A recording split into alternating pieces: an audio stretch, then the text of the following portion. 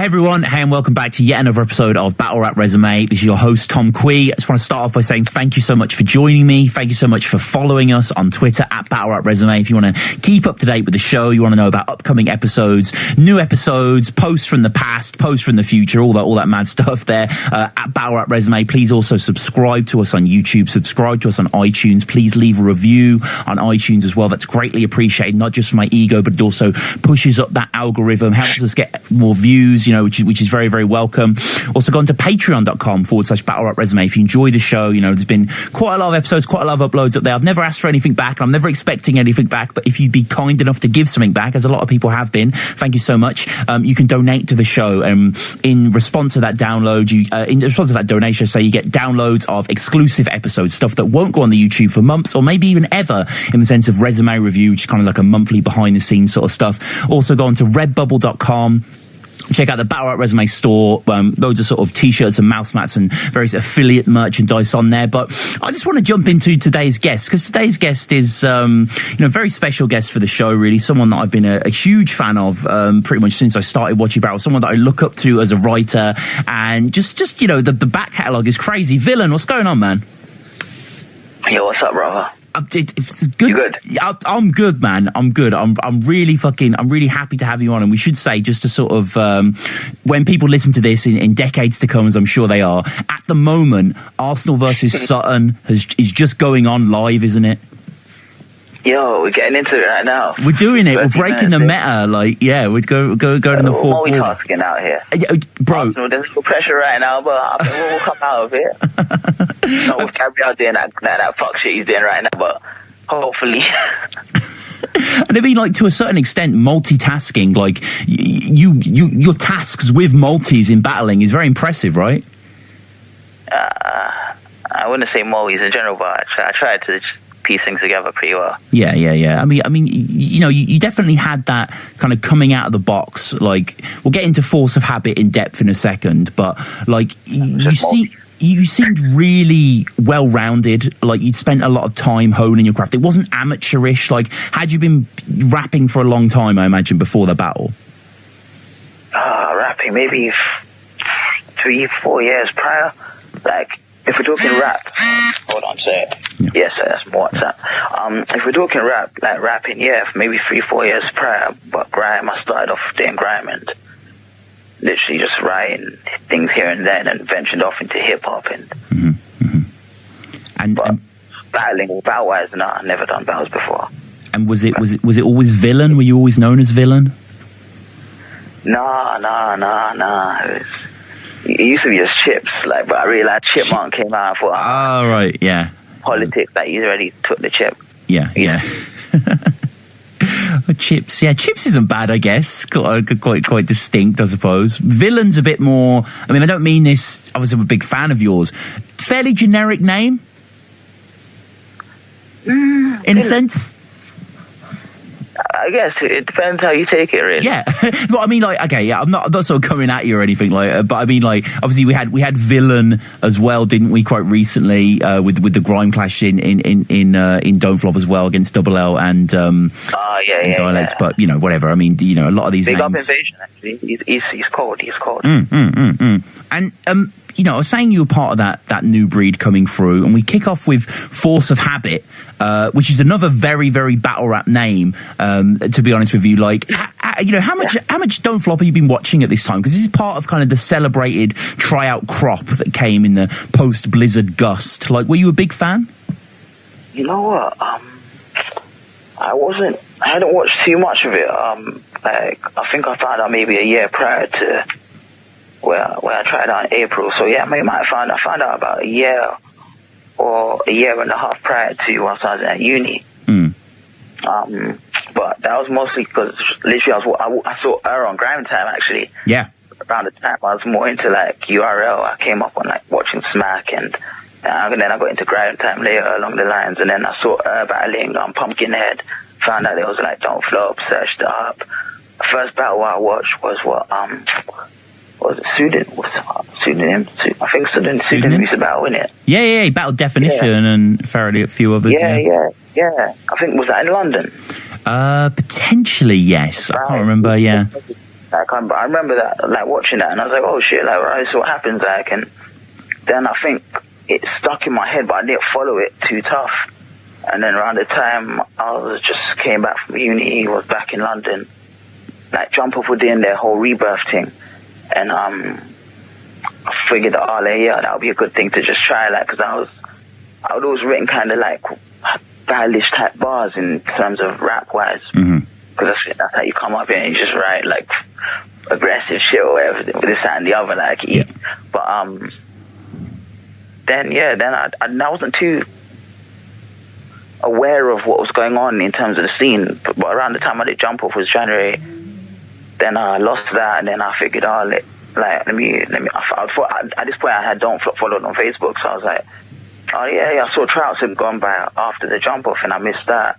And then I started watching it back again, like seeing what the current crop was saying. So like I got watched around the time they were dropping the Leeds battles. That's when I started watching it. Dialect and Double L, that was January, I think. Yeah. To the Test 10, yeah. Yeah. And then I applied in January that year. After the Jump Off, no, February. I applied in February. Then I found out they were doing the trial, because I missed the January trials that Bam and C Major and all that lot did. And I found out they were doing trials in April, so I hit up Impact. Yeah, I remember Impact's battle dropped, and I was talking to Impact on Facebook, and he was like, "Oh yeah, you can try out this way, yada yada." Shout out Impact, actually, man. Yeah. Like, he put me on. Then he gave me the information. I hit up through that, yada yada, this, that, and the other. This was around February, and I thought, oh, okay, I need to actually come and see what this like stuff is about. Like, how does this come into camera? Like, you know what I mean? It's easy to just watch something on YouTube, but like now that I have the tryout coming, I'm thinking, oh, cool. Now I need to like see see like how it goes, like how it comes together. So I went to watch that the Fiddler's Elbow. Big J battled Old English there, but I can't remember what the event was. Yeah, I remember. Yeah, that's literally how I came into it, like. And then it's just from there onwards, I watched that, thought, all right, cool, this is how it goes down. Then I knew what I kind of had to do in terms of bring my approach out into the trial that I was doing, so I just went back and just penned for the battle, and one thing led to another. But I mean, it's interesting, Villain. You only have one demo battle in your back catalogue, and it's your first upload. We're not really going to touch on this too in depth, but it's quite interesting that before Force of Habit came out in the what will be the June, we have in the May you teaming up with Pedro against Eek and Enigma. Do you remember that? Yeah, that was a random one. Yeah. So, that was a random one. I met Pedro that night, actually. Oh, right. Yeah, I met Pedro that night. I think I'd done the Force of Habit battle before. Oh, okay, right. So I was like palsy with like Krugers and them lots, so they invited me to, I think, Haddy's birthday that night. Or something along those lines. Like we were celebrating something, like everyone linked up. Because that's why there were so many people there. But yeah, we went to this pub, and I think this was maybe after the Force of Habit battle. I'm not sure if it was before the Asian battle or after. A bit hazy on that. But yeah, like we were just, everyone, one thing, we were just chilling, and literally one thing leads to another. People say, oh, let's do freestyle battles, yada yada. Like I'm buzzing off the back of the Force of Habit battles. Yo, villain battle, yo, you do it, yeah. So I'm just like thrown into it, and literally that's just how that came about. Like I didn't even know who Pedro was. I knew who Pedro was, but I mean, I met him, I hadn't spoken to him, or like we didn't have any dialogue or rapport beforehand. And and we just did it. I was just there. Yeah. That's what. Pedro goes mad in that one. Like I remember he has a lot of anger. Mad. He talks about like stabbing everyone and like It was too much. I didn't know what the fuck was going on. I was drunk as well, definitely drunk. And you're trying to rap and he's just rapping, so I'm thinking, fuck it, like you do all the work, and I don't even want to try.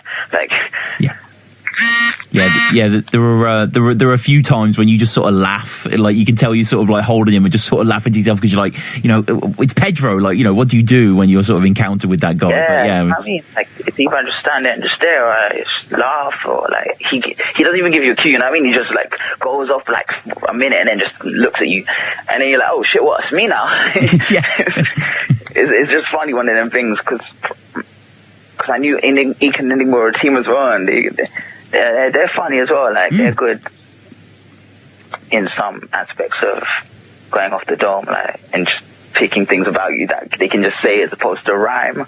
Yeah, very good, like saying direct things. You said I look like Chronicle. Everyone's standing here looking confused. Me, Chronicle, brother Ali, and Darnell get more pussy than you.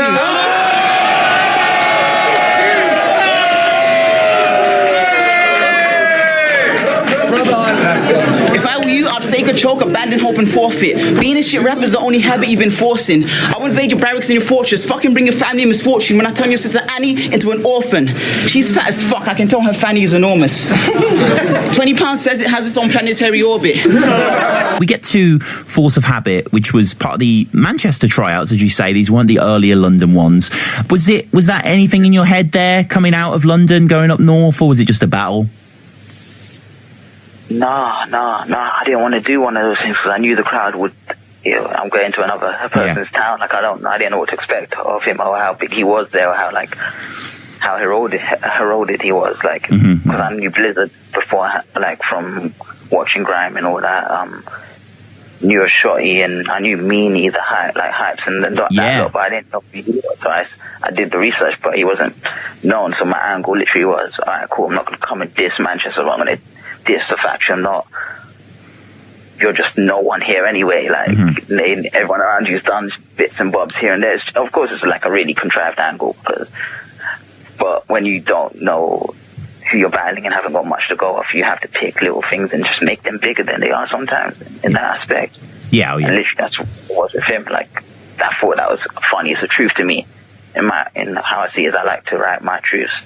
So if I see something and I think, yeah, that's a fair point. Like you're not actually known in Manchester, okay, and then that comes into an angle and you pick that apart, like, and that's how I approached that battle. Yeah, I mean, it's fair to say Force of Habit, like a lot of the people in the sort of 2011, 2012 era, very much a Luna clone. At his core, I guess you could look at someone like Filthy Phil, or to a certain extent, early Jay Short, kind of having that sort of, similar nature to him. With the second quarter Manchester Triad, as they say, Chronicle is there, so this dates it as well. Chronicle will get to, obviously, quite an infamous moment in this battle. And do you remember the kind of setting? It was kind of dark and grimy in there, wasn't it? I kind of like it. I didn't spend too much time in the venue. I got there really quick. I was not really late. I had troubles getting up there. My car, the petrol, ran out of petrol on the way. Just as we broke into Manchester, my phone was dead. Like my boy's phone was dead. I didn't have Er's number. Like it was just a long day. Like, and I got there maybe 5, 6. Just shot inside, and like I found her, and he's like, "Oh, bro, where have you been?" Like I was like, explain what had happened, and he said, "All right, cool, you're on next." Like, I didn't spend much time in the venue. I didn't really like see what was going on. I saw one battle, and then Carlos battled before me, and then my battle was then. So I had like maybe 20 minutes prior, and I was in that moment. I'm just reciting bars to myself. So I walked away from everything and just like started spitting my bars. The venue itself, like I don't remember the venue too much. Although there was an event recently, I think Briggzy did, maybe the Grime event he did in Manchester last year. He did it in the same venue. Oh right, okay. But it changed a lot since then. Yeah. I remember the venue. Yeah, it just, I don't know, it had sort of a smudged edged feel to it. It was a bit less sanitized than, say, a Fiddler's or whatever, but it was just kind of interesting. Yeah, I hear you. Yeah, and I mean, you get into your first, really. You talk about kind of, his people that are buoying him up, his G's or whatever. All the drive he gets from his men is a drive to his death. Country don't need another princess dying in the Benz.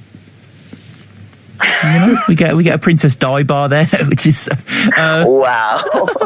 That's like your opening line. That is a trash opening line. It's all. Wow. No, it gets a lot better, man. It gets a lot better. Flow's weak like anemic blood. I find it weird that you're so vain. Wow. I mean, you hold up your wrist when you say it. Wow, if that is a bad bar, boy. Yo. Mickey's feeling it though. I don't know if you remember, Villain. You get a lot of reaction in this battle, but not really in the first. It's kind of like nods and grunts, but no like woos. You spitting bars like that, you shouldn't get reaction, Yeah.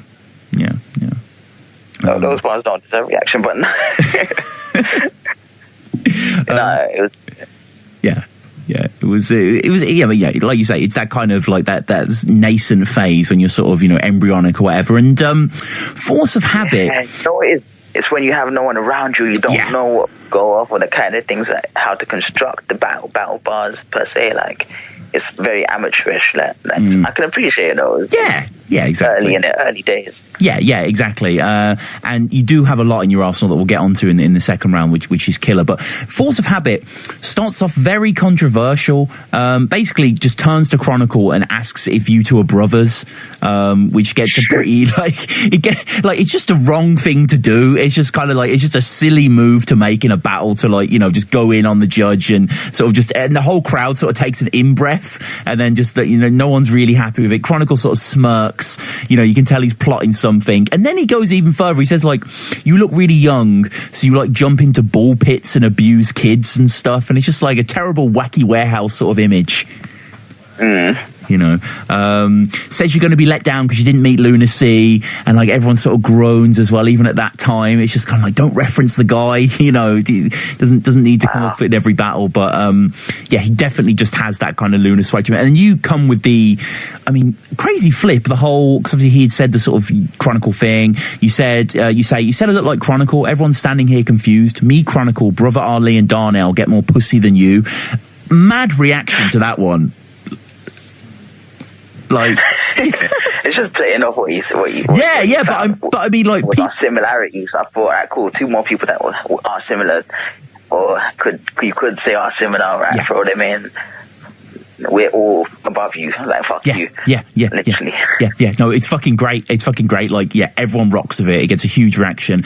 And then, do you remember what Chronicle does straight after you say that? Slap man's hat, He comes out. Yep, he steps out of the judging rank. I've never seen anyone do it before in battle rap. I understand why he did it though, and it's very Chronicle. But yeah, he slaps Force of Habit's hat straight off his snapback on the floor. Force of Habit picks it back on, fixes it onto his hat. Is kind of stone-faced. Doesn't really react. He sort of shakes his head a little bit. Mickey is shocked and G'd up by it. You can tell it really excites Mickey. It was a mad moment. Yeah, I didn't even think nothing of it. No, if I'm being honest, I was just wow, okay. Yeah. As soon as you spit, But pretty rare in a battle though for a judge to I don't want to use the word assault, but the confidence boost is all right, cool. My man just got slapped, so he's kind of lost here. Yeah. And Villain, we get I've analysed a lot of battles with a lot of guests, and you see certain things crop up, and one of the things you always see is battler describes opponent's mom's pussy and how giant it is, and you do it here. It has its own planetary orbit. If we needed to relocate the event, Force of Habit's mom's pussy, we could casually walk in. It's got Cadillacs and horses, Cystic Impact and Bamalama recording. You just sort of detail this fucking Noah's Ark of his mum's pussy. It's that same thing. It's the same angle. It's that, taking that same angle you mentioned earlier, and making it sound bigger than it is. Yeah. It's contrived as an angle is. It's just making it sound huger than it actually is. Detailing it again. Yeah, and then. He kind of has quite a forgettable second, doesn't really do very well. Clearly quite rattled by the whole Chronicle thing, which I guess makes sense. It's scary enough to do your first battle anyway. And then, he deserved it. I'm not defending Force of Habit. He seemed a bit of a twat in it, to be honest, but still, it was quite a remarkable thing to do. And then in your third, you do detail what you were saying earlier about Manchester and how, his name is a force, but in your town, Blizzard is a bigger one. Yes, it goes back to the same thing. I just thought I knew Blizzard prior to I was aware of Manchester. Manchester has a lot of good talent. You know what I mean? So it was no disrespect. I thought I wasn't going to disrespect Manchester in that aspect. But I knew Blizzard. And I'm pretty sure they knew each other as well. From what I found that much out. Right. Okay, interesting. And obviously you take this free zip, no question. It's a great performance from you here, and all the judges are unanimous in that. What was the feeling afterwards? I appreciate you just got there, you kind of rushed on stage, but it must have felt pretty good to take a scalp so early on. Yeah, it was new. It was a new feeling. But I was tired because I'd woken up at 5 a.m. that day to trying to get to Manchester for like 2-3, and I hadn't eaten, so I was like, no, I need to get out, and I needed to meet my boy as well because he didn't get into the event because I didn't have a +1. So, and he had to put money on petrol again, so he couldn't pay for the event. So it was a big little misunderstanding. It was just one of them ones. So like he didn't come in, so I had to go back out and find out where he was, and I just got out of there. But it was nice, like as in terms of reception, because you don't know what you're gonna get, and I went that far, and with the petrol fucking up, and all the little things that happened beforehand, and having not eaten, it was just like a relief feeling. Yeah. And I mean, this 2012, so busy for you. You know, you have the demo battle in May, then Force of Habit in June, and then you have Agent and J90 in the July following, like non-stop, it seemed. Yeah, it was a lot of battles in a short space of time. Looking back, it really was. But it happened so quickly. Yeah. Yeah, it all went by quickly. No, it went good as well. Man. You felt, but there was a lot. Yeah. No, I'm just there was a lot. I mean, was it not just? I mean, forget the sort of physical exertion, just mentally to write so much, like, you know. And your battles are long and intricate. Like, it's demanding, isn't it? Honestly, yeah. But you know what? It was more of like in the moment. Like I feel like that time was very different because I was new to it, and like I'd got a bigger reception than I expected in the space of 3 battles. By the time J90 landed, I was hitting 100K. Yeah. Like consecutively, like it was, and like the demand was there.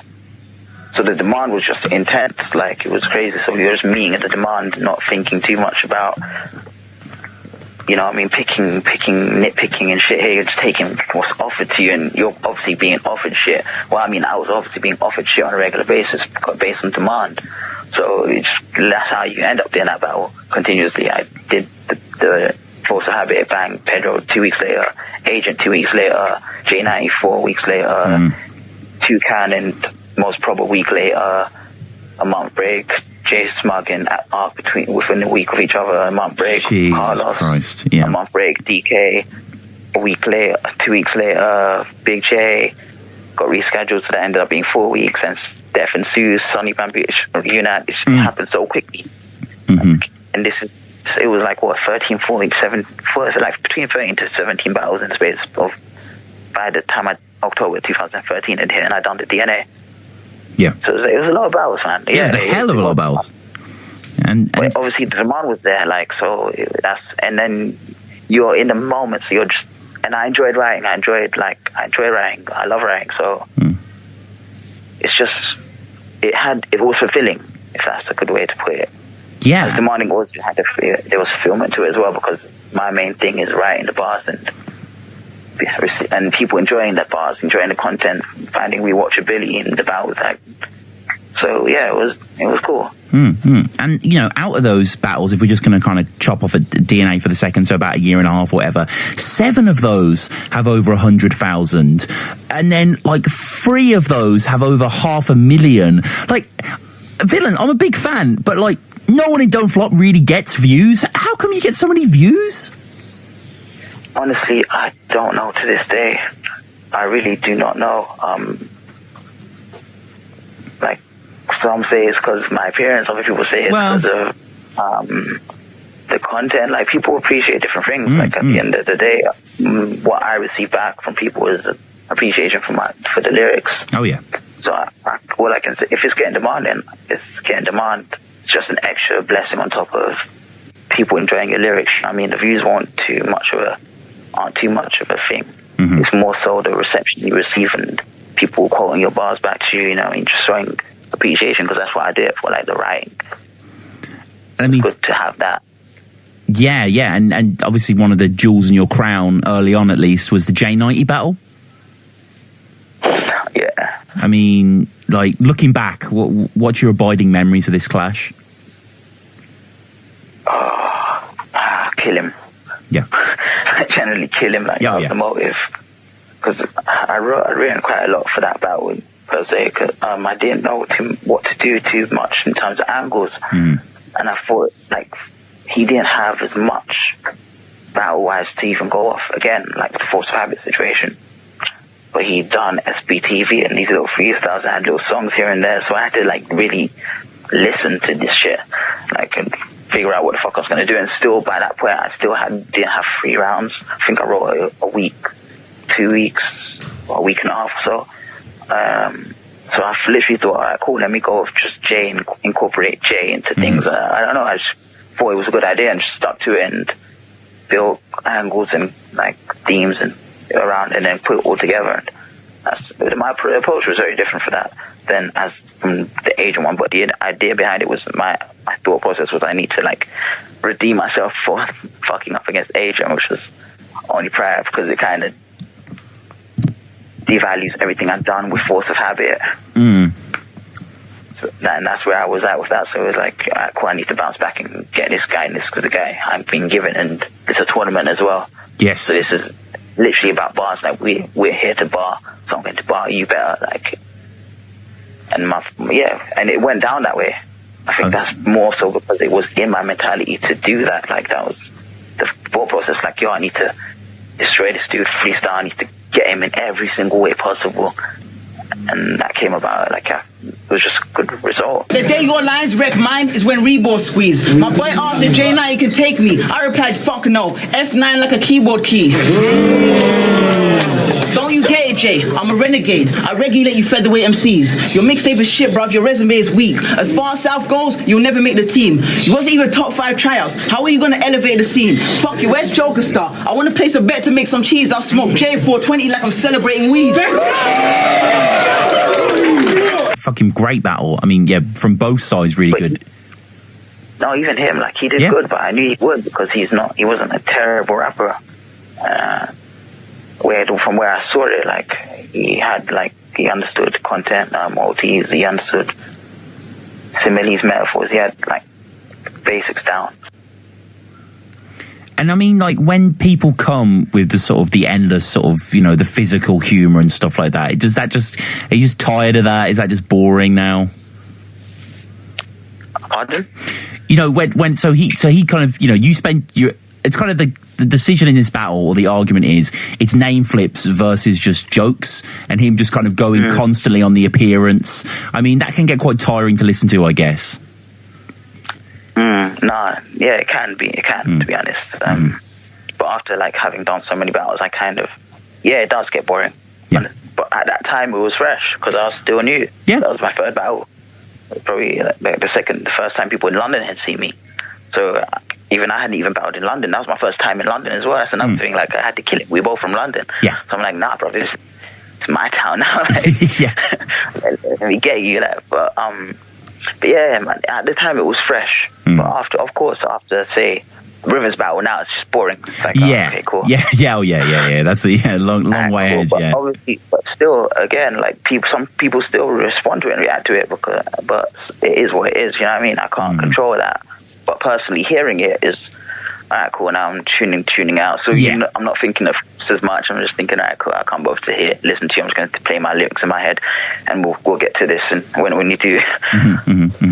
And you know, a common sort of angle that's used against you is the fact that you go long. You know, your rounds are quite long, and you notice this in this battle actually, where kind of almost goes to stop you in the first, and then you keep going, and then you get a huge reaction to the take the soul out of 90 bar, which you know, by all means is an incredible closer, but then you keep going and still get a good reaction. Like, it's not that you're indulgent, I suppose, it's just there seems to be so much content.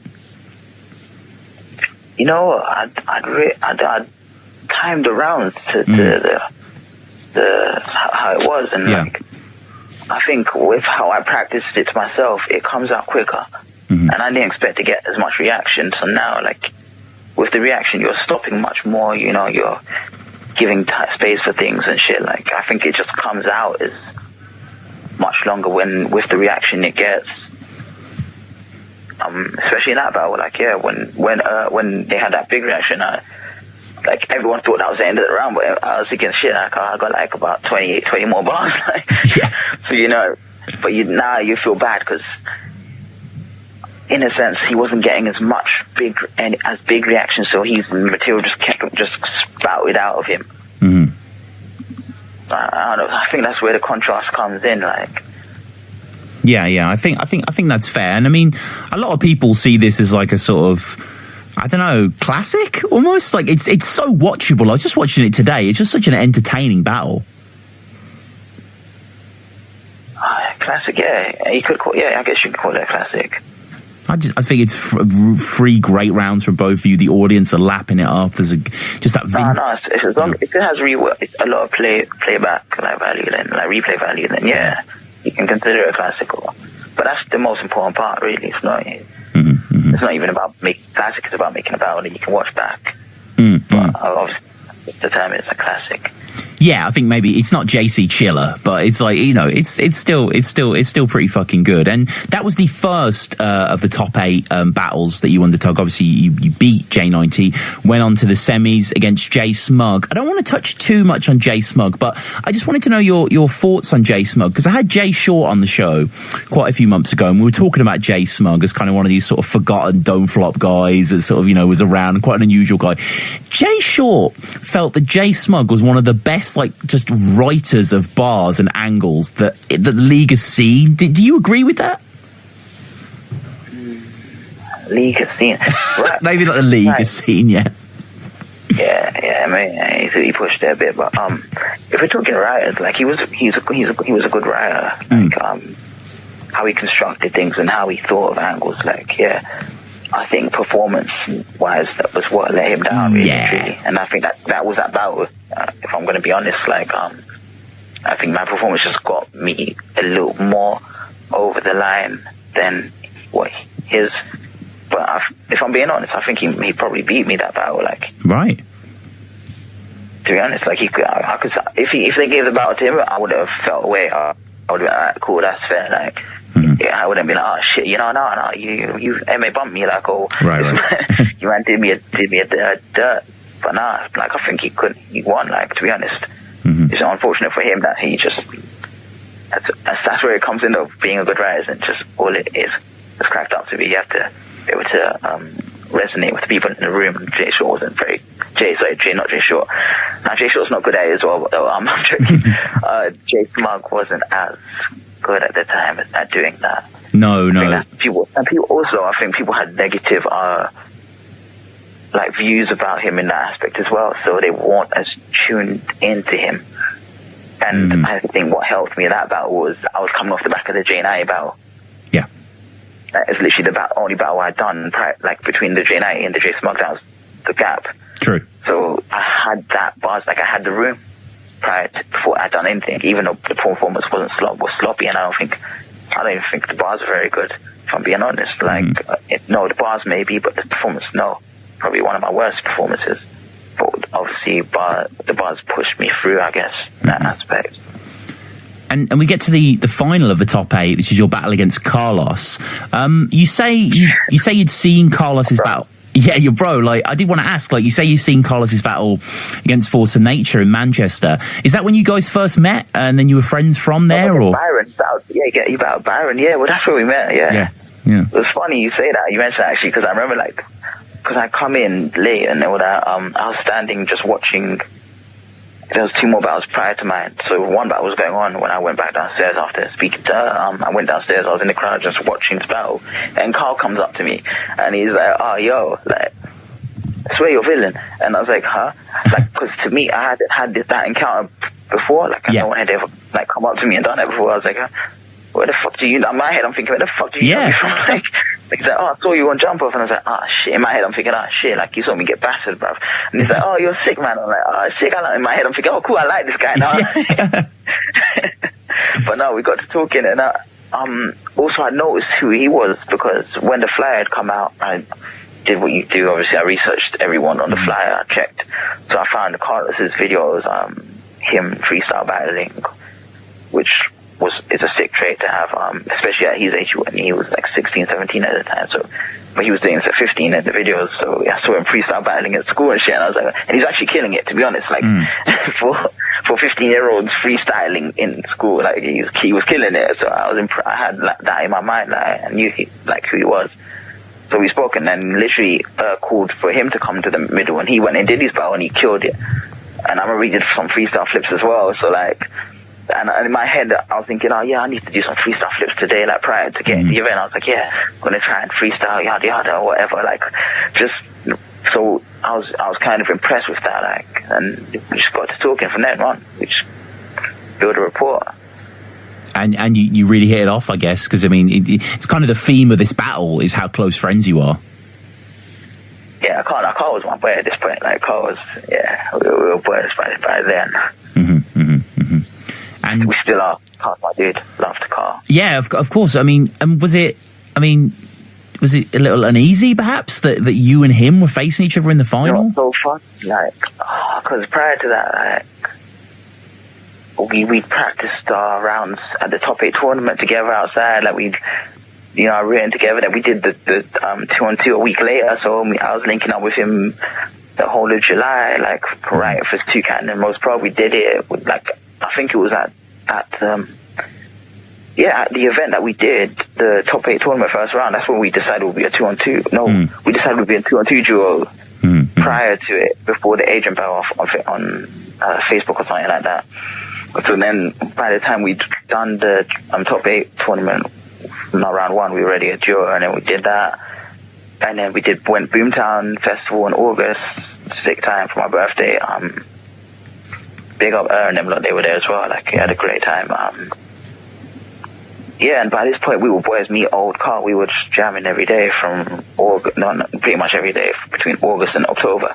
But leading up to the battle, there was maybe a week or 2 where I didn't see Carl for the first time. So it was like, it's that point when I realized, like, oh shit, this is real. Like, I have to actually write for this dude now. Like, but we've been jamming every day, so now we're not even talking and shit. Like, we're just like, all right, cool. I have to hate this dude for a bit and figure out what do I say that isn't too personal, so we can still jam afterwards. And it was fun. It was fun to do, man. Speaking of the battles, your J Short flip was whack. Here's where we differ, fam. I'm known to do a flip and land. Sister said you stunt, Carl. I can see why. You flip and crash. Then you said, pop, pop, pop, impersonating a gun like you clap toys. One question, bruv. What kind of a gun makes a pap noise?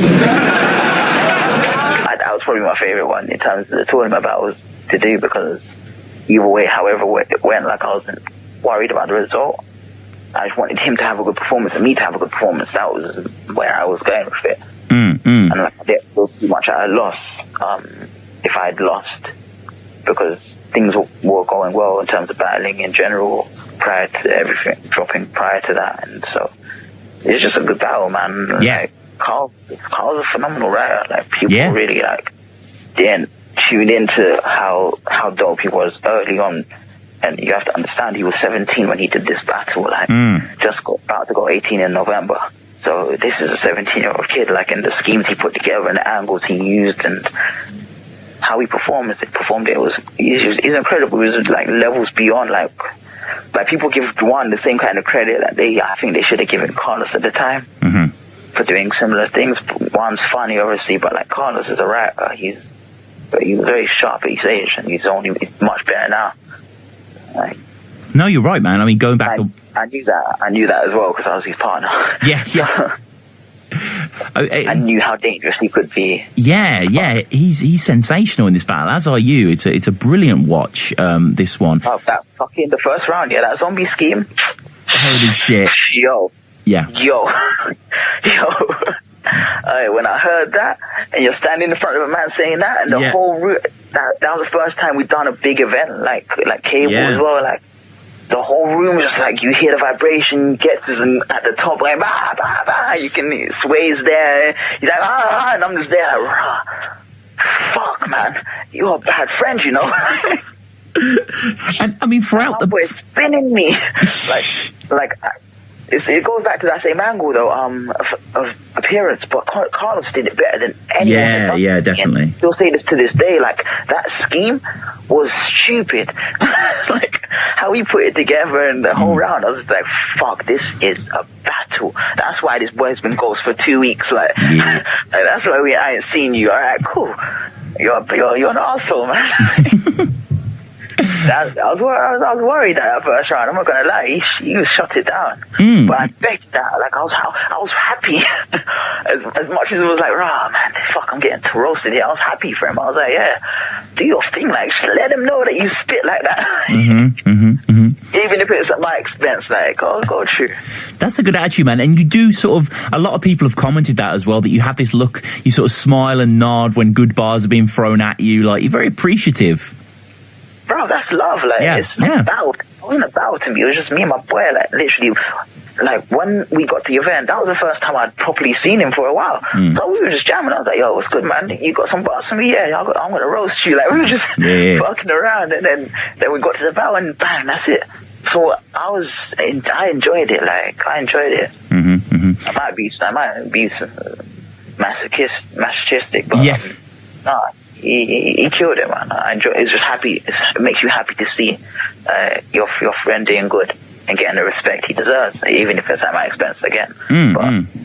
That's why that came out. It's natural, I guess. Yeah, no, it's absolutely, like I say, absolutely brilliant battle. I mean, you do sort of play that teacher role early on. You talk of popping him out the bubble that he's living in. All of a sudden, Carlos learns to structure rounds. I give him drive tips to right. I coach Carr to be a better player, like he shoots hoops at Richmond High. It's hard, man. Yeah, that's I forgot that was part, you know. Oh man, no, and that's right. That's much better than that force of habit stuff, boy. Oh yeah, fucking hell, yeah. No, there was no force of habit. Clearly, like, you grew. You call him Mickey Jr. as well. Can we just clear this up? Is he related to? Is Carlos related to Mickey Worthless or? Nah, man. No, he's not. Okay. Nah, it came about just literally like me and Carl being a duo. The buzz we were getting, the reception we were getting at the time, and like, I think just Mickey's came forward as being supportive to like Carlos. So it's like little bro and someone, you know what I mean? Like, oh, yo, you're my little bro, you know what I mean? Oh, you could be Mickey Jr. It's funny, but Carlos, remember, you got to keep in mind, Carlos is 17 still, so he's like, Mickey is like 28 at this time, or however old he is, I don't know. But like, he's an adult compared to Carl. So it's more of a little bro type thing, like. Yeah. And it's great because obviously 4th birthday was a dominant event, real high watermark for the culture at the time. Still is when you look back. I mean, just a brilliant time. And you see people in the crowd that you're like, oh shit, whatever. And you say to Carlos, what kind of gun makes a pap noise? And in the background, you can see a young Quill laughing and jumping up and down, which is quite cool. So it's that was a good event, man. Yeah, amazing event. Yeah. Very good time, yeah. I mean, Carlos has an incredible first, as you say. He does the whole, how can you be a villain? Judging by the genes in your system and face received at an infant, you're already seen as a villain. Getting into the, even when he's just like, when it comes to looks, I'm the piffist. And it's just kind of like, he has that personality to carry that. He's cheeky. He's a cheeky. He's cheeky. That's Carlos putting through. Like, it was just him. He just came out into himself in a battle, and that's another thing I was happy about. He came out, and even that, like, I sort of knew those kind of nuances because I knew him. Like, I don't think people were tuned into those kind of nuances as much because they didn't really know him, and he didn't come out as much in prior battles because he was still finding his feet. And I don't know, maybe he had to write better and be more himself and aware of himself because he was going against me, and he knew how I write. So yeah, I mean, we're literally just like sharpening swords against each other, like sharpening ourselves against each other. I was even trying to outdo him. He was trying to outdo me as much. We were just being as good as we can be to each other because we know what the other team is going to do to us. But we got to be ourselves as best we can be, and he did that, man. The whole zombie section, as you say, is great. But he has a great breakdown of the view count as well, which I think is probably the best it's been done. How can your views be in a highest position when most of the viewers online would rather close their eyes when they listen? It's pretty harsh stuff, man. It's getting to the crux of the matter there by Carlos. That's what I'm saying. Like, just that simple line. Two bars. Yeah. Done. And the reception they got was crazy because that's what people want. Like, just be concise with it. It's just good. Well, big up Carlos, man. I need to get a rematch though. Yeah. And you spend your second round going in on Becky.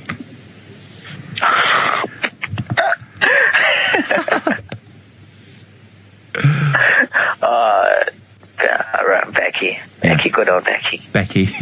Yeah. Should have done a back. I'll leave that. Yeah, I mean, we don't need to. You go watch the battle. You explain who Becky is quite well. Carlos, should have done a background check, i.e., browser history. No, shit. No. I mean, we get. Villain, a lot of people do these bars. I'm not casting judgment. We get a poor traits bar, which, a lot of people do. But another, strong round. This is the third round of the battle coming out of Carlos's first. This, must have been fucking rubbing his hands. What a top 8 final this turned out to be. Yeah, no. We had to, because the other top 8 final was crazy. Yeah. What was Batman of me or something? Bag on, yeah. And even Bam and C Major, the first top 8 tournament was crazy. So there's a standard to meet now. Bam and pick up Bam, C Major, Ogmi, it's everyone who did the other top 8 tournament as well. That's what I'm saying. The January trials came through, set a very good standard. That the next anyone being in it at the time and being aware of what had come through before, we had to keep up to that. So. And that was a goal, man.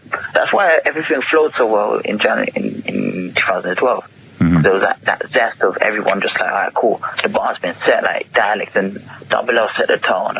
It was kind of like a new era in DF. Yeah. It was very, it was a cool time. Crazy bar where you're talking about Carlos is singing. No matter how many hooks, little bro, you sing a poor note. Asian. What was it? Asian money. Sorry, I butchered that bar there. Asian money, you sing a poor note. Which is, I mean, how do you think of something like that? Just contrived, being contrived, right? And sitting down too long in the dark, in the kitchen. Yeah. Just thinking way too much about Asia. that is one of those just pure puns that is just deliciously done. I mean, what is the writing process for you, Villain? You got given Carlos, you knew you had to battle Carlos. Were you just endlessly writing and crafting? Was it round by round or? Nah. It was literally it was round by round. I did first, second, third, but in that same order. But again, it was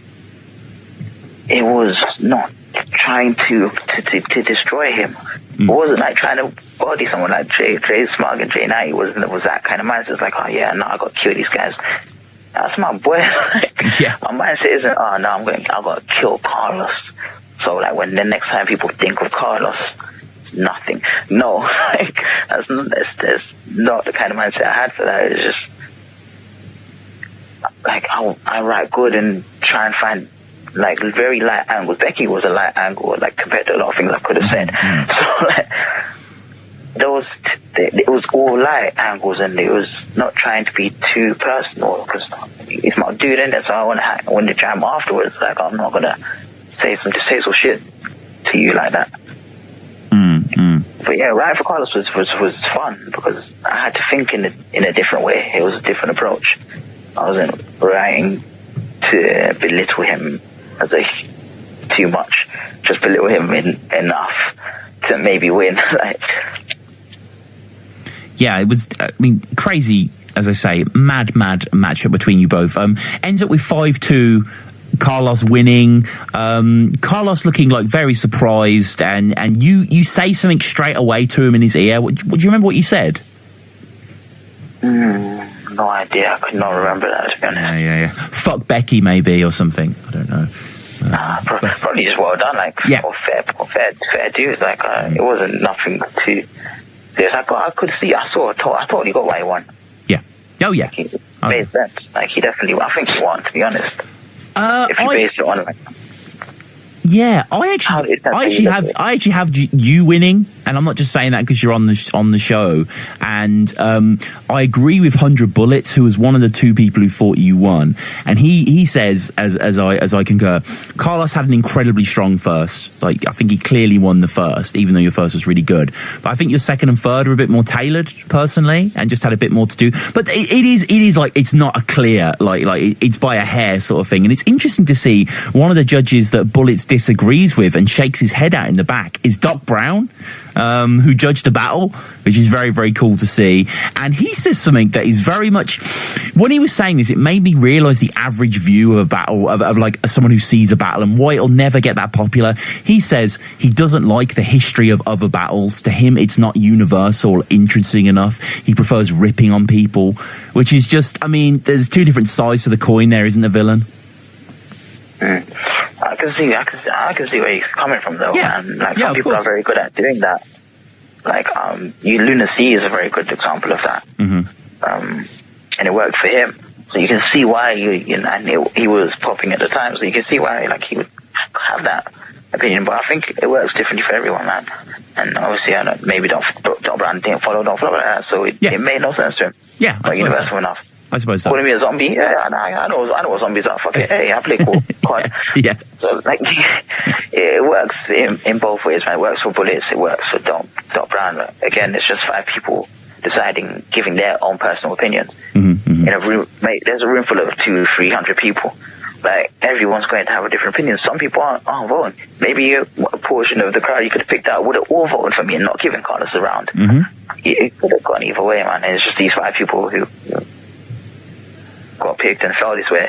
Like, I can't hate it. No, definitely not. No, definitely not. I think got one of the best top 8 finals ever. It's currently at 494,000 views, which is just a shade off 500,000, which is, crazy by any standards, but very, very cool that you were 2 newcomers at the time and it still garnered such acclaim. At the end of the battle, obviously the top 8 winner gets an international, and it's quite interesting. At the end of the battle, we have Steph doing the interview, and Carlos can't think of anyone that he really wants to battle, but you say that he's your battle protege from Flip Top. That would have been pretty cool.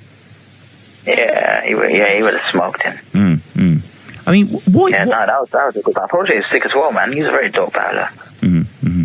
Like, he was doing very well at the time. I thought it would have been a good battle for him and Protege. Why didn't Carlos take the international? What happened there? What happened? I don't remember. I think Carlos just fell out of interest in battling. Remember, he just turned 18, but after the top 8 tournament, like, he wanted to go out and do his thing, like, live life for everything. Yeah. He's not chasing that, man. I think it was just the time and what. It's just the time. It wasn't the time for it. Like, I think they tried to get him star boy, and he wrote a couple bars for it, but I don't think. But the dude didn't. It turned out he didn't have a passport. I think he was star boy at the time, the guy with the dreads. Right. Remember? Grind time. And yeah, I remember Carlos had quite a few schemes for him, very good schemes. And but yeah, he didn't have a passport. And then from there, I think the Pedro battle happened, and then he just fell out of it. Like, went to live life as you do. Yeah, no, fair enough. And we get to the next battle, which sees you kind of solidifying your spot in the top tier, headlining events at this point. Battling Dekay in Southampton. I mean, this is another massive battle, right? You've been battling for years and haven't yet improved. See, Dekay wants credit for her rapping. She's not down for gender norms or sexist thoughts. You're trying to get out of that box, but you forget that's what helps your cause. Because even though we know what you pen is poor, you can still make men applaud. Because in their heads, their support and helping you get out of that box might help them enter yours. Southampton's a crazy crowd. They need to do another event in Southampton, man. Southampton's a very good crowd, very receptive to everyone. Yeah, they seemed happy to have you there. Like, I mean, writing for a girl, new challenge or? Very new challenge. very new challenge. One of my favorite battles to what I had the role for, actually. For a period of time. It was tough, but do you know what it was? It was the same way I approached the Myverse battle. I didn't want to say anything too contrived and do what everyone else had done to Dekay and just call her a bitch and a hoe and this, that, and the other, like, or if I were to call her a tramp, it would be witty, or the other, like the legless line, the foster family thing. Like, it wasn't too. I wasn't trying to be focused on her being female as much as just her as a human and her as a female rapper, which is true. She's a female. She's a female rapper. Like, you can't skirt around that too much. But yeah, I didn't want to do anything contrived. It was hard to write for her, and she was very good at freestyling. And I also understood that she got reception very easily in some aspects. So yeah, she was a challenge as well, because I wanted to freestyle as well, because I knew I had to match her freestyle level. It wasn't just about beating her with bars, because I know she might just go on like a fuck around and just try and pedro me. So I had to get flips in as well. Like, that was in my head as well. Like, try and pick things out, try and flip things. So I flipped her flips. I love the way that you say that the way she speaks sounds like one of those capture codes. Which I thought was really spot on, actually. I thought that was a really, really funny line. And great fucking battle, no doubt about it. Like, really, really enjoyable showing from you there, and another almost, crouching down onto 300k. So you teamed up with Carlos before, Most Problem Toucan, but then you battle Lefty and Big J, and then obviously Seuss and Def. Why? I mean, I just don't remember at the time. Why weren't you guys involved with the 2-on-2 tournament? Was that not your rag, or? I don't remember at the time. I think, we just didn't. Want to, like, it didn't seem like anything we needed to do at the time. I wanted to do, like, I wasn't. Mind you, when did the top 8 tournament I think it was at Distinction, which I want to say was early 2013, I think. Was this before Checkpoint 1? Yes, it was, yeah. Yeah, well, yes, I had the International coming. Yeah. Oh, right, okay, yeah, so you were just sort of gearing up for that? Yeah. Well, we touched on Big J and Lefty. That went well. We did Def and Seuss. Like, we didn't feel like we needed the tournament to do what we were doing or get where we were going at the time. Nice. Plus, Carlos wasn't on battling too much, and I had the International coming. It just wasn't the time for it. Yeah. It was a good tournament without us, regardless. Like, we don't. Yeah, no, definitely. There would have been cool to see you go against Unan and Lise or something, you know what I mean? Or you just body Gibbo and Shuffle or something. I don't know, it would have been fun. It would have been a good battle. Shuffler, you don't just body Shuffler, man. Well, no, I mean, not Shuffle-O. I mean, Shuffle and Gibbo, like back when Shuffle wasn't quite. Shuffle and Gibbo. Oh, yeah. Obviously, Shuffle-O, unbodyable, definitely, but yeah, Shuffle and Gibbo was just like. Yeah, I didn't really know why Shuffle and Gibbo was going in there, but whatever. And yeah, let's talk about the international, actually. Sunny Bamboo. How did this come about? Was this someone you demanded, or? I don't remember how it came about. I don't think I demanded him. I think I just offered him, and I said, yeah. That's how a lot of those battles came about. Like, I didn't ever pick any person to battle. I didn't pick Ark. I didn't pick Dekay. These people just offered to me, like, same with Sunny Bamboo. A lot of the battles I did, the only ones I really picked were Unan. DNA was offered to me. Myverse was just filling in for Quill. Zisha was offered. Raptor was offered. Like, I've just been offered these battles. I never really picked anyone except for Unan, because he picked me. Again, see, I didn't even pick Unan. He picked me. I didn't pick Sunny Bamboo. He was offered, and I knew I wanted an international, so I thought, fuck it. International. Let's do it. And it's good. It's a good look. Yeah, I mean, he's good. Yeah. He is good. I mean, I have to admit, I like to do a lot of research, but this is the battle. I have not seen this battle against Sonny Bamboo. So, I mean, in your own words, how did you feel that this went? Terribly on my behalf. Is that right? Yeah. You know, I think if I did a battle again, one thing I would have done differently is not write too early. I had a month, 2 months, about a month and a half to prepare 2 months. And I'd written maybe a month in advance. This is the only time I've ever written this early for a battle. I usually write like a week or a week and a half, a few days before. Like I've never done it that early, so I had a lot of time to sit with the material and I didn't change shit.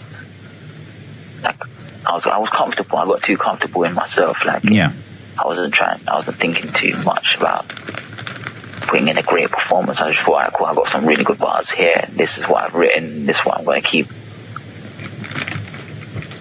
So you were on the same stage as when Arsenal DNA went down? Yeah. That's crazy. Jesus Christ. Conceited Kruger, fucking hell. It was at the event. Yeah. That was at Checkpoint 1. Oh yeah, it was. Yeah, fucking mad, fucking mum. And we push forward to another mega event. I mean, 2012 was the year Don't Flop broke, and 2013 was the year Don't Flop went all out. Like, you know, they had the fucking 2-on-2 thing going down. They had Checkpoint. They had Verdict as well. Verdict, very famous for obviously Yunan Sharon. And then when Yunan comes at you, obviously everyone knows this moment when Yunan just kind of confronts you midway through the battle, says you've been ducking him. Had there been this legacy of him calling you out, or did he just do it in the battle? You know, there was no leg. What he didn't do. He did a call out. It's a funny backstory to it, man. Yeah. Like I haven't really touched on it. No one. I don't think too many people even know. But after the Sonny Bamboo battle, mind you, like Sonny Bamboo was what, April? Or was it April, May? Around that. Yeah. So I'd done a Sonny Bamboo battle, and prior to that, I'd done like maybe 12 battles before. That was probably the 12th or 13th battle in a year. That's 12 months. So like a battle a month, basically. Like I'd done so many battles and I was feeling this illusion. I was starting to feel drained from it. So I was like, yo, this isn't very fresh anymore. Like I just done Big J, Lefty, Def, Zeus, then Sonny Bamboo. So in my mind, I was on just taking a break regardless of how the battle went, and I felt more so this way after the battle. I was like, all right, cool, I'm gonna have to like just sit back on it for a bit, you know what I mean? Which was the plan. So I remember after the battle happened, it was maybe 2 weeks or so later, I got a message from Yunan on Facebook, and he was asking my availability for the event that he battled Sharon at, Verdict. Yeah. He was like, oh, do you want to... No, he wasn't asking my availability for that event. He was asking me if I wanted to battle. At which point I explained to him, no, I'm taking a chill right now. Like I'm not trying to do any battles right now. Yada yada. She was like, all right, cool, fair play, man. I was like, maybe in like later on we can get it done later on in the line. Yeah. Like when I'm back into it, you know what I mean? And he was like, all right, cool, yeah, let's do that. That was that. So maybe about 2 weeks later or a week later, he does a video call out for a vlog, like saying literally saying I'm ducking him. This was the purpose of the video, was to say, put it on the idea that I'm ducking him now, saying, oh, Villain's ducking me, yada yada. Let's get on that Verdict. Like, and so when I see this, I'm thinking like, what the fuck? Like, I had a conversation with this dude 7 days ago. Like, a very straightforward conversation in which he asked me a simple question. I gave him a simple answer later on in the line. Cool. He said fine. I said fine. End the conversation. Days later, boom, video. So in my head, I'm like, whoa, what? That's a bit weird. But I'm not one to like get on Facebook and do statuses about people and this, that, and the other, and like, and buy into all that bullshit. Like, it's not me. It's not what I was in there in that space for. So I didn't even respond to it. I didn't pertain that I acknowledged it. I didn't acknowledge it or pertain that I even knew it come out. I just gave it air, let it be, let people talk and say what they wanted to say. So mind you, he hadn't had a response to this. obviously when you're trying to do something that's what you want to get. You want to get a response. I didn't give it to him. By the time the event had rolled around, I still hadn't said anything or spoken about it. He had to message me again. Tried to. No, I didn't even try. I don't think say but no. But yeah, so I went to the event. Watched the battle, and he just came at me. It was another surprising to me. That was like the third strike, really. The second strike. It's like, alright, but it's a big strike.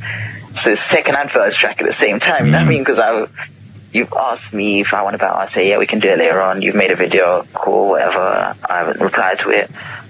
In my head, there's no situation there. I don't see anything there. And then he did that. At this point, I was just like, yo, what the fuck? It's a bit weird now.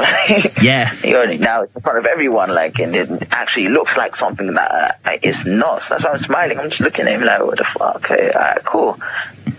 If that's what you want. So yeah, and then that happened. I remember I spoke to him afterwards. He came and apologized. Funny enough, he apologized right after. He's like, "Oh man, sorry man." I was like, "Nah, bro, I'm gonna fuck you up." That's literally how when that conversation went. I was like, "Nah, I'm gonna fuck you up for that. You're dead." And he's like, "Oh yeah, all right, cool." And then I told her to set up, and I was back in that mentality where I was for J9. He's like, "Nah, I'm gonna kill this dude. Beyond kill this dude, because he was disrespectful. I'm not a vengeful person, but he just crossed." To me personally, with what no one else had known, but to me, on a personal level, he crossed lines. It was like, all right, cool. Now you're taking the piss. Yeah. And then the Sharon follow-up as well. I guess that kind of put salt in the wounds to a certain extent. Oh, I know. What the fuck? It wasn't my night, innit? No. I just wanted to watch a battle. Yeah, exactly. I wasn't there for politics and the palaver. People would. I think, of course, Unan was drawn to it, or drawn to me, because of the reception I was receiving at the time, and it was what it was. It came with the territory, I guess. I mean, this is a fucking huge battle, giant grudge match. As the battle itself opens against Yunnan, we get the clip from the altercation we said at Verdict. Introduces himself. He's shouting at his brother Mickey Worthless on the whiskey every time. Very cool to see Shotty in the front row as well. That's a nice touch. Yeah. I hadn't seen him at an event since. No. He did the Yunnan battle. Yeah. Oh no, actually, and the Arsenal battle, but I hadn't seen seen him front row watching one prior to that. No. It's great. But I think Yunnan was Mosh Team at this point. Yeah, exactly. Yeah. Shotty introduces Yunnan as repping Mosh Team back in the day, and Yunnan looks serious. I mean, he looks determined. There is a great. Just brilliant energy there. So let's talk about psychosis. I know you don't might think the angle's getting dry, but I know sign that you don't. I know when analyzed it right. After Theo was gonna bang him that night, I walked around the corner. Tommy was grabbing at his eyes. Real fucking rap. Unanimous, you cried. You think Tommyville was a beast of the man at 8 times? Well, it makes sense. You live on the Farmville. Of course, you're only an animal online.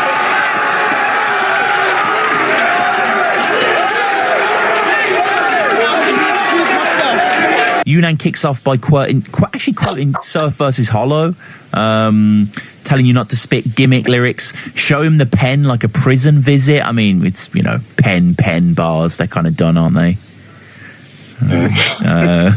Your face is as aged as David Letterman. I'm just like, is that just where the multi went? It's kind of like, I don't really see his point. I don't even know. And when he goes into his kind of dragon monstrosity rap, his multis, you just kind of taunt him. You remember, you just kind of shake your shoulders and look at him and sort of weave and. It's like you said, it's a grudge match at this point. I know respect for my man, on a rapper level, so I'm not respecting him in that aspect. I'm toying him. I'm making bases at you, you lost the right for me you lost the nicety of me just listening to your lyrics calmly. As I do in every other battle. I don't do that. I don't believe you should talk 3 or 4 rounds. I didn't even talk 3 rounds, but of course I can't talk, so body language in it, as you say. Yeah, and you reveal in the first, I mean, crazy stuff in the first. The mannequin line, the body stays the same, but the character can change. The Pokemon, pig bitch out in so many towns since Officer Jenny. I am fascinated by, and I had Psychosis on the show a while back with Flex, great episode. I'm fascinated by the altercation of Psychosis versus Yunnan. It's kind of like JFK in the fucking booth. It's just got this conspiracy edge to it that I just want to know more about it. You saw it live, right? So you saw like Tommy crying afterwards. No, I didn't see it. I heard about it. You heard? Okay. I was at the festival, but I didn't see it. Right. I didn't see how it went down. I'm not even sure if he was crying at it. I don't. My information on what happened is very hazy, but I know something did happen. Right. Interesting. Yes, most conspiracy shit. Sorry, it doesn't help. But something did happen. Yes, we know that. Along those lines. I don't necessarily remember what. It's such a long time ago. I mean, the whole, obviously Animal Online, it makes sense you live on a Farmville. Like, what a haymaker that is. Made even more haymakery by the certain voice crack. I don't know what that was. No, I didn't even to do it like that heavy or that aggressive. The line was meant to, I'd practice it calmly every time. It was just meant to be one of them sleeper things. I don't know why, but I think it's just of course the heat of the moment, man. Like, it's the garage like that same mentality about when it fuck you up. Like, you're not thinking too much of your performance. You're thinking just about spitting the bars and getting them out as aggressively as possible. Like meeting his energy, because was very good at that. Like having energy and performing. Performance was one of the best at the time. Yeah, definitely. And I mean, Mickey. And I was known for energy like that. I wasn't known for being as loud and as in your face as he was. And Mickey actually shouts, "Animal Online!" You can sort of hear Mickey shouted straight after, which is great. Yeah. It's great to him. You mention another figure from the past here, Holly Masters. This is the sort of stuff Doc Brown wouldn't like, the history stuff, got beat by one rapper, passed on, then beat by their friends, like Tommy. And Shotty is sort of playfully pushed when sort of it's referenced that she slept with so many people, and Shotty's like, nothing happened. Like, it's quite a good moment, actually. It's quite cool. Yeah.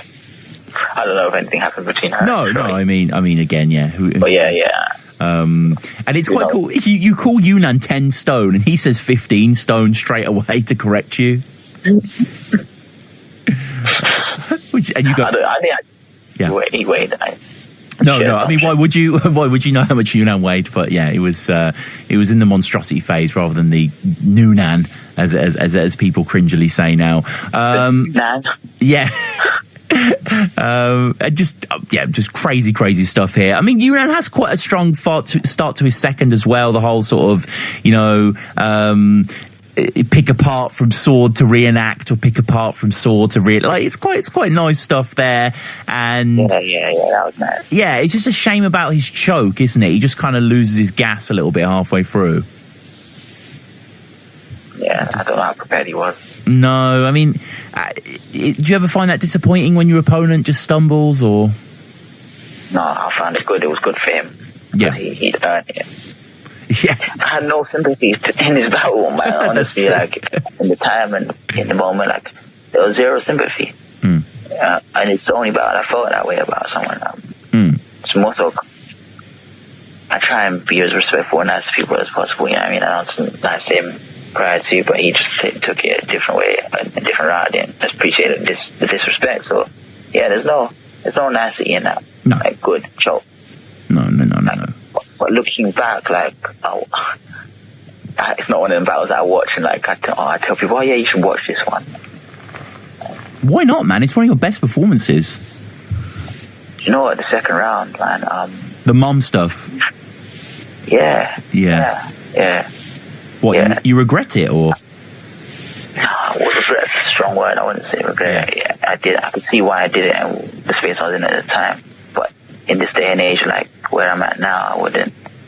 I'm trying to touch on that. I'm much better equipped to write without having to touch on something like that. But of course, at the time, it was disrespectful and I knew it would cut.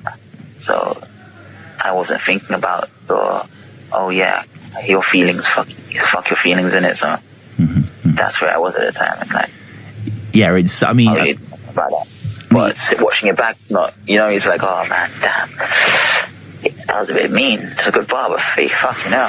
I mean, you go far, like, it is kind of a tradition if you battle Unan, you have to do a round about his mom and how she's a smack addict. Koj had some great stuff as well at the Sheffield event. I mean, tons I was watching that as well, thinking, oh, fuck's sake, man. I mean, we have a classic, while you were busy watching Smack in your room, your mom was doing it in hers. Just be happy the morning after pill couldn't get a high, because I guarantee if it could, you wouldn't be alive. Jesus Christ. That's cold. That's Like, it's not nice. No, it's funny though. I apologize. If you're listening to Tommy, I apologize on behalf of a younger me. He's like, you're the real monstrosity. And talk about him kind of coming in, from home, from the farm, finding his mum on the floor, dumb bitch twerking in her sleep like she's twitching in her sleep like she's trying to twerk to the rhythm of a beat. Her eyes start rolling back like Asda prices. It's just being really descriptive of the idea of like drug addicts. Was this the birth of was this the birth of Chill Villain, this battle? No, that was J9. Was that J9? Oh, was that all the way back? Okay, for that Asda prices, shit. That is rolling it back. My bad. And yeah, I mean, exactly a year before. Funny enough. Yeah. See, it took in that space of time, like that was July, summer standard. So it's literally 12 months between the two. Was this one of your most satisfying victories? At the time, yeah. I felt bad from afterwards. I'm not gonna lie, like based on his reaction to the second round and how it threw him off and yada yada. I was like, oh shit, maybe I cut man a bit too deep. Looking back now, but of course it was done and dusted after that. It was done and dusted. You know what I mean? It was a war of words. It was a war of words to me. Yeah, definitely. And I just went to bludgeon my man. And after bludgeoning him successfully, it was just like, all right, cool. You can live and I can live. Cool. We do. Unan's blessed now, man. Like, yeah. He's a good dude. It always seems like he's a good dude. There's no hard feelings towards that dude. I don't want to put that across it. Oh yeah, definitely not. No. And we get to the next battle. This was a Christmas Day release, which is a great honor on Don't Flop. Really, they always put the big battles out then. You battled DNA at 5th birthday. I mean, DNA back then was obviously a legend. Even now, he's fucking battled more and more and more. I think Minnesota Luke did a video recently saying that since the Arsenal battle on Don't Flop, which was that same year, he has battled 62 more times after that. Like he has been, he has been busy as fuck. Like what a crazy thing for to pass you to battle DNA. That is mad. Sure. At the time, it was crazy. At the time, but he'd have done so many battles that same year. He'd done like 12 prior to it. Like, so angles for him one is open. You know what I mean? Like, there's much you could really say, and he was a bigger name than me. Like, but the crowd still knew him, but they knew everything about him. There's nothing too new you could say. That was a harder one to write, and at the same time, I mean, mind you, around the Sunny Bamboo battle, that's when I was less into battling. That was the beginning point when I just like felt a little disillusioned with the whole idea, and Unan was run out of obligation, personal obligation. So still at this point, I didn't even want to.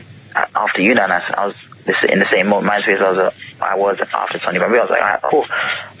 Well, that's me. Like, I can chill now. Like, let's live life. Because a lot of battles had gone past in that time. And then, again, with, like as we said before, demand and all of that. Like, I just wanted to chill. Like, the Unan battle came out, and that was a good reception. Like, it was good enough to sit on.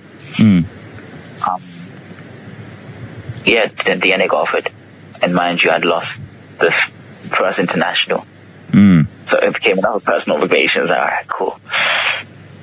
As much as I don't necessarily want to do the battle, yeah, I guess I kind of have to redeem myself for myself, like, and kind of work this international better. And so it was a big battle. Like Smack was very popping at this time. DNA was popping. It was a good look, like, in terms of promotion and getting my name around.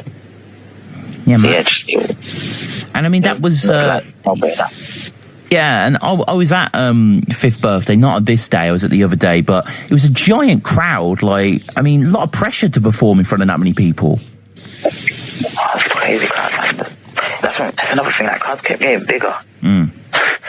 Like, status, it just kept getting bigger. It was like, fuck's sake, Cable, Checkpoint, Ministry of Sound, status, like, the crowd just kept getting bigger and bigger, and that was like the pinnacle of it. Yeah, that was a good crowd, man. It was very hot. The light fucking made it hot as shit, but the crowd was amazing. Like, one of the best, probably the best I've had. And did you and DNA like chat after? Were you cool or? He went and got Nando's, you know. He went to this thing. We were cool, but I don't do the party thing too tough, man. Up. Sure. We spoke past, like, gave our respects. You know what I mean? Just laughed, discussed the battle in, like, very briefly. And he was on holiday, innit? He's on holiday now. He's on his battle. He's living life. True. He's out in London, you know, trying to get a hold of the Nando. Clips, like. Was in Leeds? He's in Leeds at the time, but yeah, same difference, I suppose, for them. Yeah. Still wanting Nando's, They want Nando's. They did for Nando's. And another big battle, but you took quite a long break here. So you battled in November 2013 and then returning for the Manchester versus London against Raptor. A lot changed in your absence. Namely, you know, people like Raptor had sprung up and became big names themselves. Were you returning to a scene that you felt was different? Were you comfortable returning back? I mean, another massive crowd as well. Yeah, no, see, my brain, like, crowd just kept getting You're a bigger. star, man. But, you know, it was, I got an itch. Yes, like, I hadn't done it in a year. And, after having taken the long break and just living life and going about my business and doing my thing here and there, I had space for it. So I thought, yeah, let's do it. Let's give it a go, man. Like, this guy's coming up, he's doing good. Like, it's London versus Manchester. There's a sense of pride to it. You know, I've been selected for London. Let's represent. Just same event as Tony and Shotty wanted to watch. I get in for free on that note. So fuck it. There was reasons to do it. And it was nice to do. It was different. It was very different. I feel like that was a 14 plus event as well, isn't it? Is that right? First 14 plus event, yeah, first 14 plus event I'd done. It was another random new thing, like I hadn't done a 14 plus event. Everything was 18 plus before. The crowd was different. So yeah, the crowd was different. The audience was different. It was a new year, new turn in Don't Flop, I guess. Because 2013 didn't introduce too many new people. Maybe, except for Quill. Quill did 2013, right? Yeah, 2012. maybe a little earlier, yeah, maybe a little earlier than that. Yeah, 2013 didn't introduce too many new people. I think maybe Gemini came through that year. Yes, yeah, I think around that year, yeah. Yeah, Gemini and Raptor. So yeah, it was just them. But it was still new. They brought in a lot of new people. Yeah, so it was different. It was different in that aspect, but again, it's still rapping. And like Raptor, I mean, quite formidable to go in front of, wasn't he? I mean, was he a tough opponent?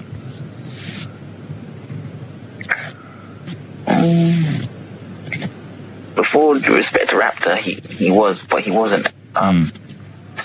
He wasn't the finished article. He wasn't the Raptor that we saw against Big Can or Tony. Yeah. Like, even they're not the finished article. You know what I mean? Tony Raptor had he was thrown into a lot of battles in a short space of time. The same way I was actually. Yeah. So yeah, but he was being thrown in to heavier names. True. Because Gemini is a good battle. His first battle, Sleepy G's, and I killed him. Skirms, me, like he was facing just like names instantaneously. Like a lot of us got cushioned in some aspects. Raptor was just thrown in, and he's been thrown in. He's never had a low name, or not a prominent name. No, he was. I mean, yeah, he was sort of groomed through the ranks, worthily so. He's fucking incredible, Raptor, no doubt. Tony D battle is astonishing. I think his performance in the Big Cannon, like you say, is really good as well. Great Words of Weapon showings. Do you feel you were a little slept on, maybe, in the Raptor battle? I feel like I wasn't sharp. Yeah. Between the time I'd accepted it in August and when we done in October. Some personal stuff had gone on, and I was in the space to just focus on the battle per se. So I didn't write too tough or spend too much time on the material and this side and the other. It wasn't as easy getting the motivation for it at that point, but I still knew I had to do it. But yeah, I never cancelled it out of a battle as well prior to that, so I wasn't in the mind to even consider that option. And there was only 4 battles on the card. If I did that, would have fucked everything up. So I'm obligated now. But I think I liked my material. I just think my performance I was rusty. I've been out for a year. There was things I could have done better in aspects of performance, but I enjoyed the material. I like a lot of good bars were in there.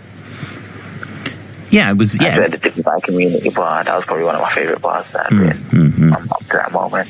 Even though it got slept on, but yeah, I did get slept on. Again, I'm in Manchester. Yeah, I'm battling the guy who's buzzing at the time in his hometown.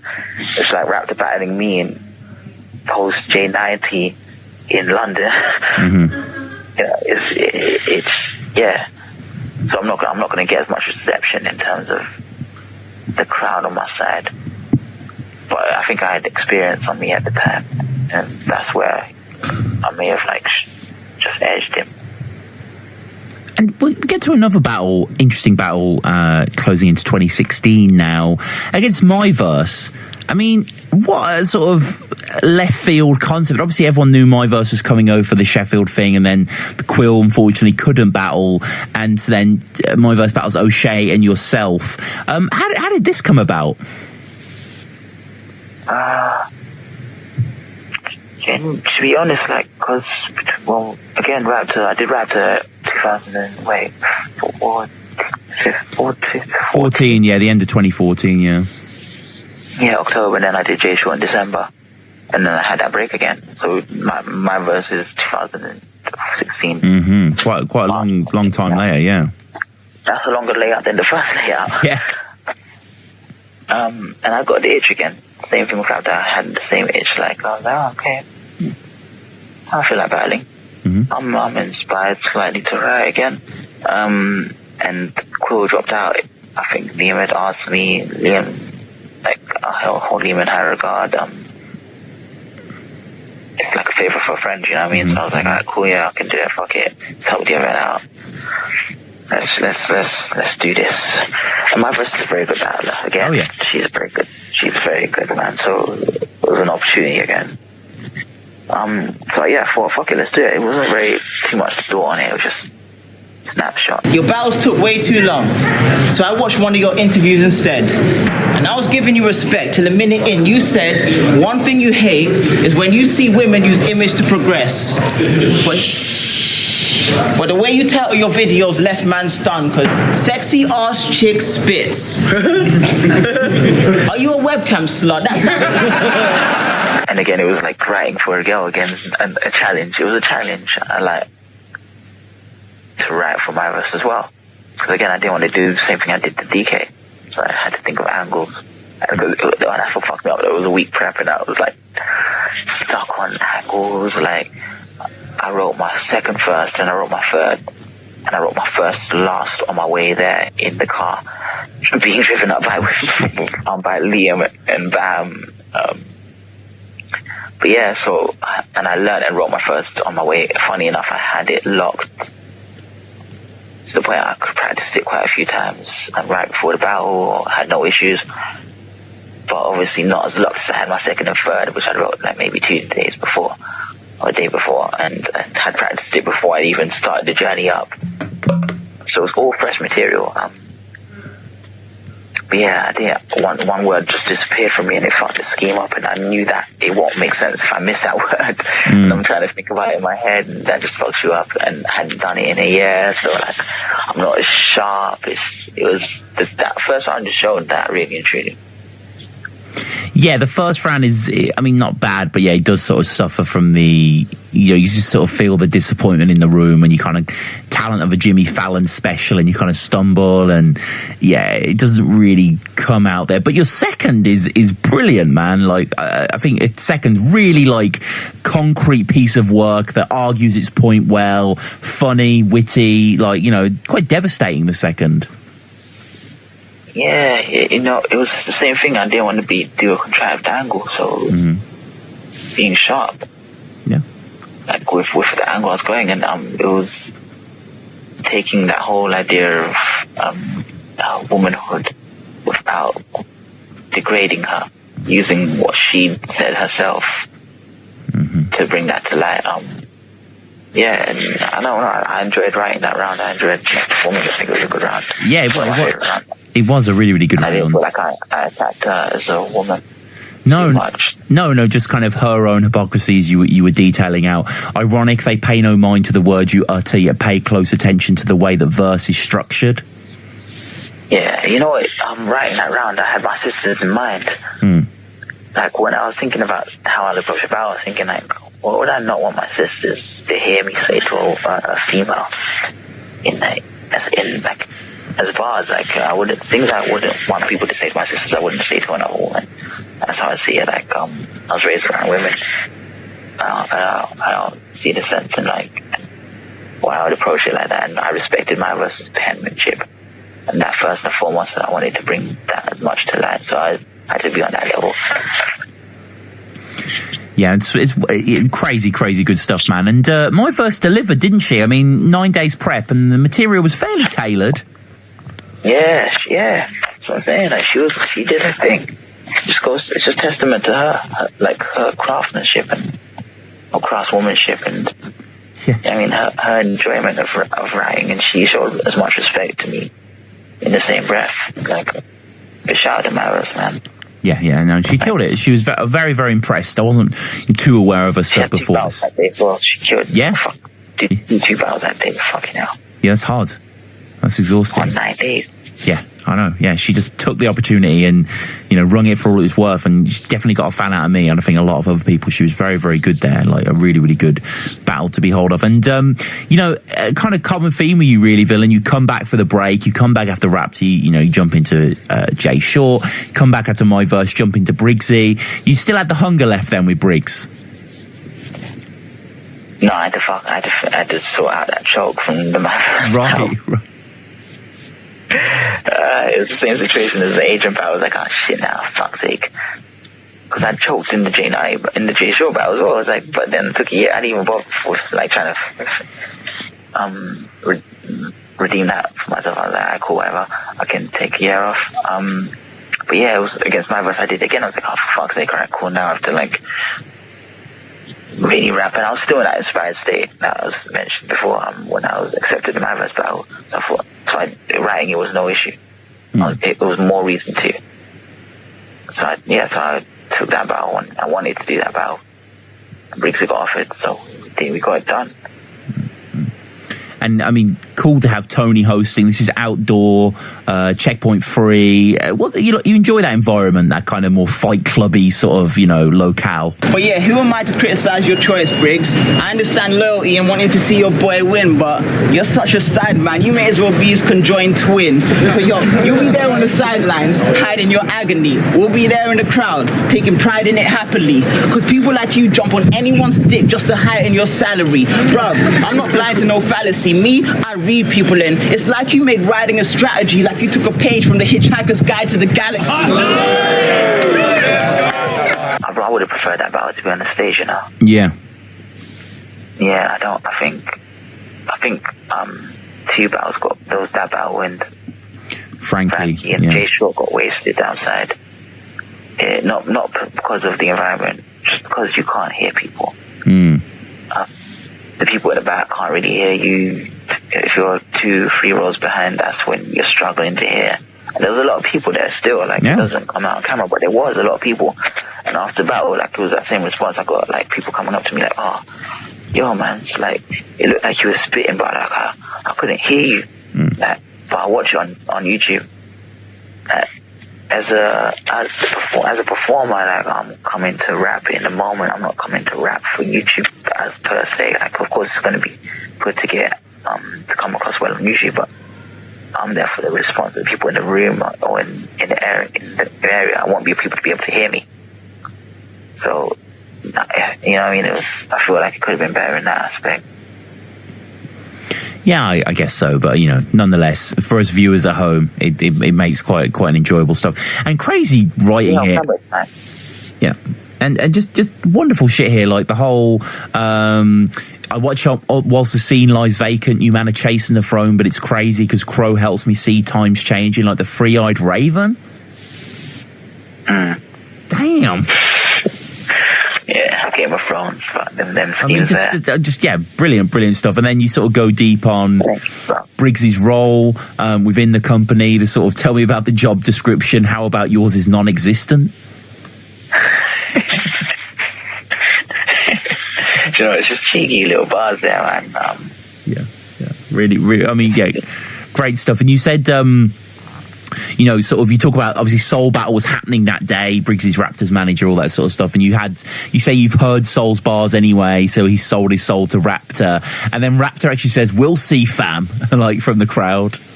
Yeah, it was good. We did see. Yeah, we saw, fam. So Soul had like performed his rounds to you beforehand.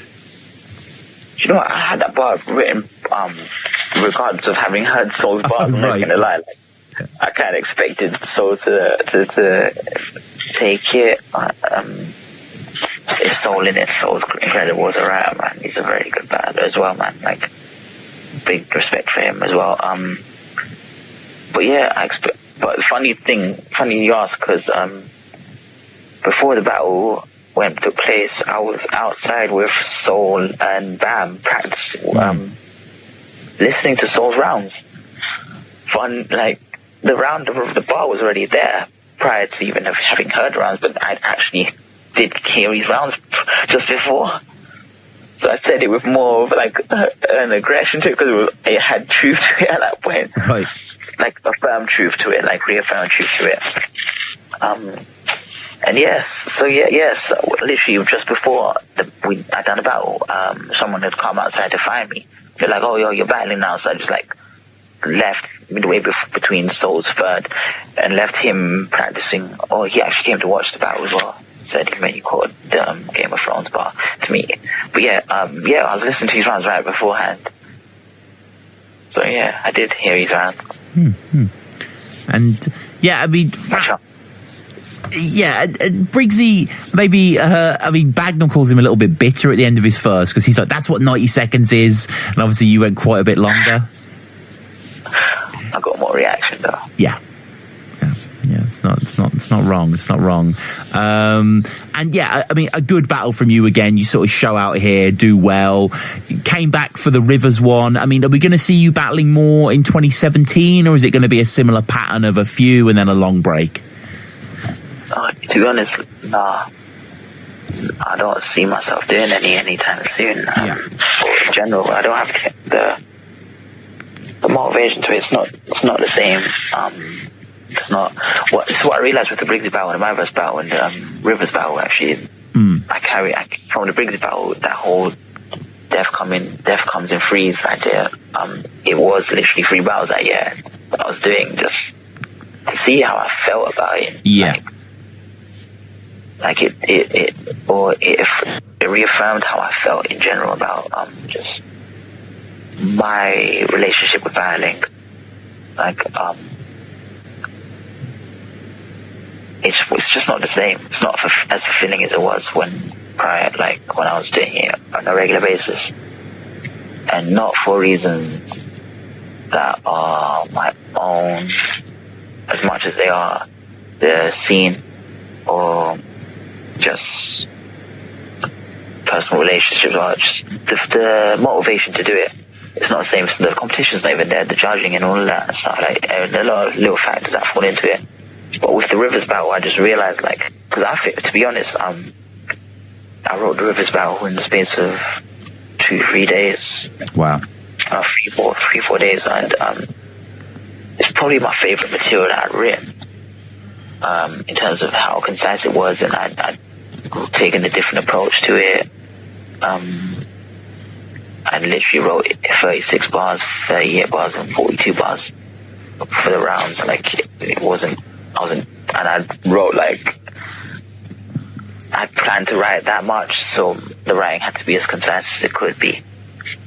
And meeting that to myself was like it was a new challenge for me in that aspect. And yeah, I think that was probably some of my favorite material that I written for someone. And I felt like, again, with the Briggzy, same thing with the Briggzy situation, people can't hear. Yeah.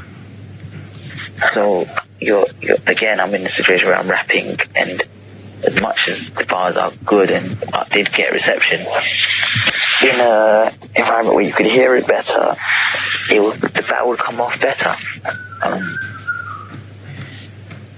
And like, that's what I was doing it for, you know what I mean? I do it for the room, like, getting the reception from the crowd is as much a bonus as it is on YouTube. Of course, the comments are good on YouTube, but like, you want it in a moment. That's what I'm going for. That's what I wrote for. That's what I'm catered for. So not being heard is, and I realized how unfulfilling it was, and that's really where the dip came. Like, it's just not fulfilling anymore. Yeah. I mean, so, yeah, it's fair enough. Yeah, I mean, common thing I hear on here, man, and it makes sense. But you burn bright, you know, and you continue to radiate out there on the streams and stuff. But we'll close out VILLUN with a few quick fire questions. The first one being your favorite Don't Flop battle. To watch back. Yeah, not of yours, but just in general. What's your favorite?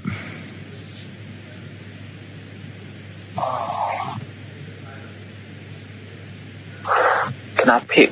Can I give you 3? Yeah. I can't do one. As many as you want. As many as you want.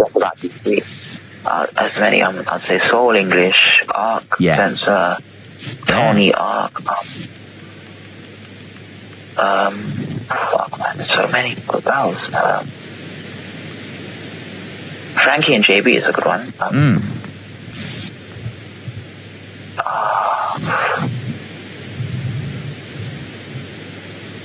I think that's fair. Shorty and Tone. Yeah. Shorty and Tone. Sure. Definition and Dekay. Yeah. Dialect Double O, Bouncy Major. Okay, just one, man. Sorry. It's so good. Organ C and Cracker versus Arc and Scum. There's so many. Yeah, there are so many. What about King of the Dot? Do you have a favorite King of the Dot battle?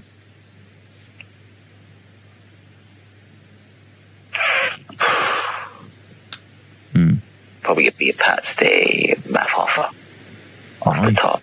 Nice. What about URL? Favorite URL battle. Do you know what battle I really liked last year? Reed Dollars versus Chess. Right, yeah. Was it Rich Dollars? Yeah, Rich Dollars, yeah. No, it's Reed Dollars it was, yeah. Reed, from Philly. Yeah, him versus Chess. That was a very good one. I like that. Well, this is my favorite battle, but in recent times I've seen the stand-up battles that made me like, whoa, yo, that's cool. Oh, Swave 7 versus Tink the Demon. Swave's rounds and that. Yo. Oh, he's third, yeah, he's second. He's first as well, man. Yeah. But the third, that whole fucking demon scheme was, and just the Saga getting involved. Bringing it to life, and Saga, and just how he brought it to life with the movement, and that was crazy. Like, that was one of them battles I really took notice of last year, and in general for URL. But yeah, I think Swave, that's my favorite that I can think of in recent time. I watched Jazz and E-Heart the other day. E-Heart was spitting in the first. Jazz came back into off the official battle. She did very well. yeah, I don't. Not too many battles, man. I don't watch too many battles as much as I used to. No. So final two questions, non-battle rap related, Villain. The first one, what's your favourite film? Ooh, my favourite film? I love movies, man. I watch so many movies. This is even a harder question to ask you in a battling one, to be honest. You must have a favourite, though, like in your heart of hearts, like your favourite movie. You know what? The Hurricane with Denzel was a good one. Yeah, of course. The Life of David Gale was another good one with Kevin Spacey.